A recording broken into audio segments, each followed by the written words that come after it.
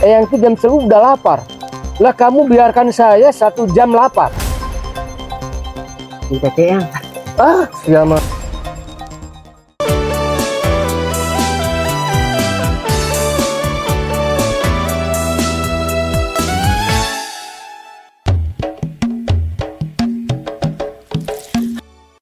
Assalamualaikum warahmatullahi wabarakatuh, sahabat.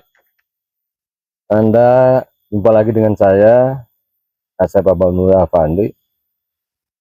Di samping saya ini ada, dia sebetulnya namanya Abdul Qadir, tapi karena satu peristiwa kejadian, sekalian aja kita kasih judul ya, bener tapi salah. Bener. Apa salah tapi bener? Bener tapi salah. Minum dulu deh. Assalamualaikum yang. Salam. Minta cek dong yang. Naon mana? Minta cek yang. Ah, siapa? Diuk. Yuk langsung. Ya ting jelema ti mana ya, dia kerja hayang minum cai uing.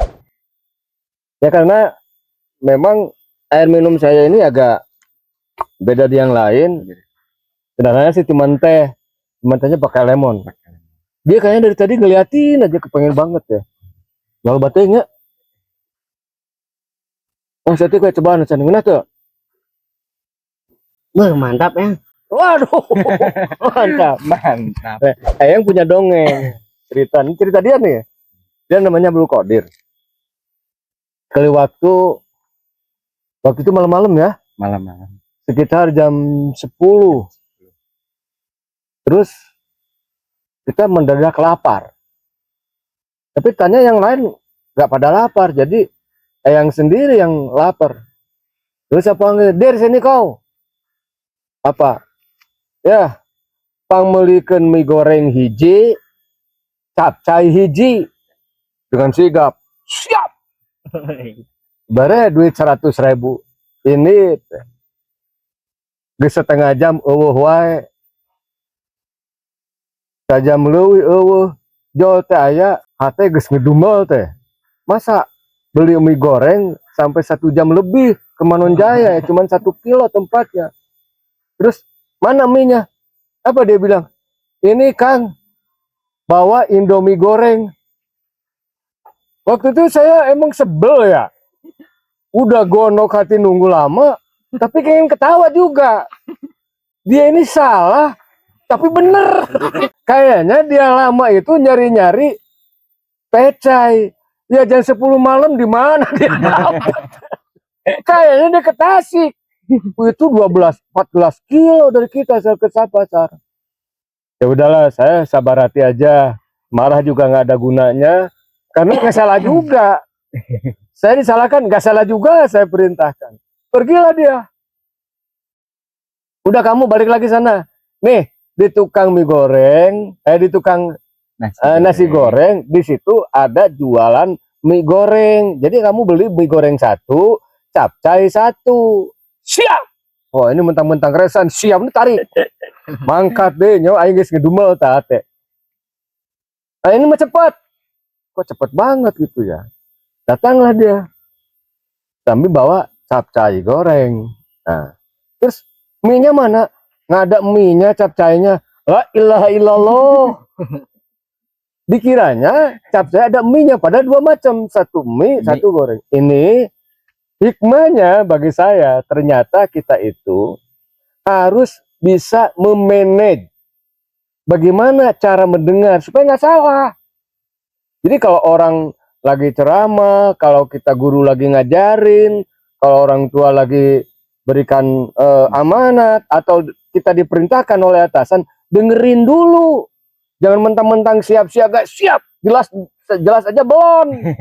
Wah, jadi ini ada, kalau kita ada manajemen bicara, maka ada juga manajemen mendengar.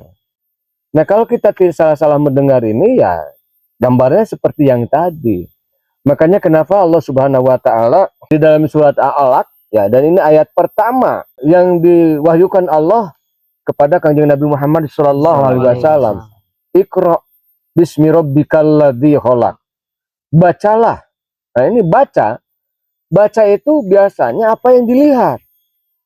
Tetapi pengertian baca ini adalah untuk bisa mengetahui. Alat untuk mengetahui itu sebetulnya bukan hanya baca dengan mata, hanya saja memang kita seringkali lihatlah, padahal yang kita dengar, yang kita rasakan, yang kita cicipi itu harus benar-benar yakin gitu. Ini yang dibaca itu mesti kita sadar ada 4 hal. Ya. Pertama, tempat.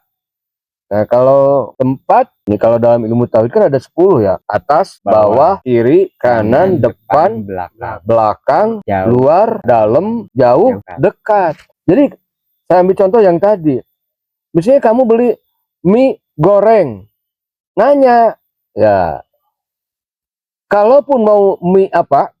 Mau mie yang instan itu, tanya mestinya mau sari mie, mau indomie, mau pop mie, dan mie yang lainnya. Ini nggak nanya, sok tahu aja, siap.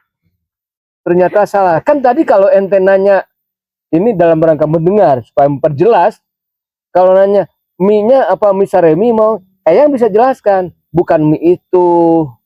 Ya, mie-nya bla bla bla. Nah, ini memang kadang orang itu malu bertanya. Makanya ada pepatah, malu bertanya, sesat di jalan. Gitu. Yang kedua, situasi. Nah, situasi, kalau ambil tadi yang tadi ya, dari kasus Eyang itu jam 10 udah lapar. Lah kamu biarkan saya 1 jam lapar. Ya, padahal mestinya telepon dulu kek, apa dulu kek, balik dulu kek, gitu. Ini maksudnya dalam rangka mendengar itu, manajemen mendengar situasinya. Oh, ini Eyang udah lapar, berarti dia harus buru-buru. Ini sejam, waduh, stres deh saya gara-gara lapar ini. Tapi terobati gara-gara kacau gitu. Bener tapi salah. Salah tapi bener. Aduh, ini jadinya gimana ya? Ada salah tapi bener. Nah, kemudian ketiga, dengan situasi ini memicu kepada waktu. Ya. Ini 1 jam suruh nahan lapar, nggak soban kali kau. Aku nahan lapar, gitu kan? Ya yang lewat udah. Tapi ini kan jadi apa?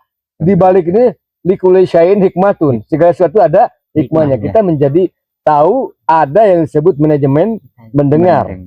Nah, tempat, situasi, waktu, siapa? Belinya ke siapa? Siapa yang perintahkan?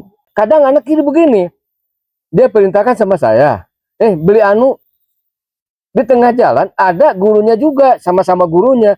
Diperintah lagi, dia pergi dulu. Ini pernah kejadian kayak begitu. Pagi-pagi suruh belanja ke pasar. Pas lewat ketemu guru yang lain, disuruh ngebantuin macul. Macul dulu baru ke pasar. Itu ya Allah, jadinya masaknya kapan? Itu dalam bahasa Sunda namanya elodan. Elodan. Nah, jadi ada 4 yang baca. 1 apa? Tempat. Kedua, situasi. Ketiga, waktu. Keempat, personanya, manusianya, siapa? Nah, mata dalam kalimat thayyibah dari wajangan itu, di dia ki ayeuna abdi tapak damel Allah. Itu secara iman. Ya, secara akidah. Tapi kalau secara syariat, di dia di mana? Di dia teh. Iya, seperti apa? Iya teh. Ayeuna sekarang berapa lama? Berapa jam? Sudah apa belum? Ya, ada ma qobla, ada ma inda, ada ma ba'da. Terus berapa lama? Terus siapa? Oh, tadi udah ya. Dia kieu ayeuna kuring, semuanya ada aturan-aturannya. Nah, itu dalam segi manajemen mendengar, sehingga dengan demikian maka tidak akan terjadi prasangka buruk, tidak akan terjadi salah langkah, karena jelas ya, kalau kita tidak mendengar dengan benar dan malu bertanya, kapan kita bisa ya. Ditambah lagi dengan adanya manajemen ini kita bisa bertanya, sehingga apa yang dilakukan menjadi tepat ya, dan juga bisa cepat, akurat. Nah, kalau kita terjadi komunikasi antara bawahan dengan atasan, komunikasi antara guru dengan murid gitu, komunikasi antar sesama kawan sahabat, Begitupun nanti sama istri, ya. Kamu kan mau nikah juga kan? Mau ya. Terus boga can? Atas saya. Atas ayah bogohon tuh. Waduh, jangan-jangan tuh bogohon. Cicing mana mah kepiluan budak keneh. Berikutnya bisa menimbulkan kepercayaan. Karena apa? Karena kita melaksanakan apa titah guru, apa titah atasan, apa yang diharapkan orang lain itu sesuai dengan apa yang diminta, kan gitu. Kalau nggak sesuai, kamu tuh gimana? Maka terjadilah kayak tadi. Salah tapi bener. Bener tapi salah. Nah, ini terjalin komunikasi sehingga kita bisa meminimalisir buruk sangka. Ya.